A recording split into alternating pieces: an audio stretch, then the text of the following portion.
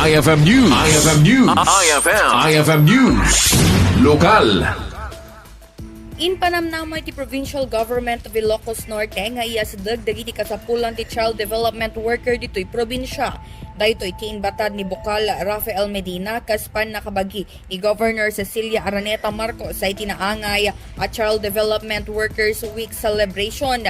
Kinunana kasapulan apapigsaan dagiti child development worker gaputay suda ti imuna when isuda iti umuna a salida iti panang tarabay karay ti ubinga para iti napinpintas a masakbayan kan iti komunidad.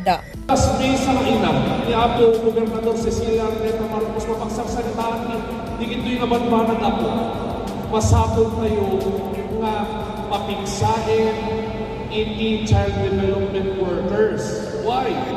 Kasi kayo po ang unang salida iti provincial government na bayan iti panagtarabay tayo iti nasaysayaan a friendlier community for everyone. Grabe po ang bullying ngayon.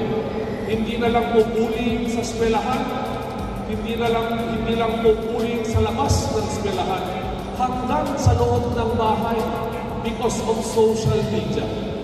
Kaya po, nakadado, itiwagas, iti panang bullying. Kaya babaen, kada kayo ampo, nga naanos, nga magtantarabay, iti anak kayo. Binigbig na dagiti child development worker ti anos sa kana sakripisyo dagito ya rason na kinuna ni Bukal Medina isuda ti agbalin arang taytap no mayasadag kan gobernadora iti daktakkel nga insentibo para kadakwada kan dumapay at kasapulan dagito ya kabayatan na nagtitipon dagiti amin ang mangisursuro ti daycare iti agduduma paset ti probinsya tapno celebraran ti National Child Development Workers Week.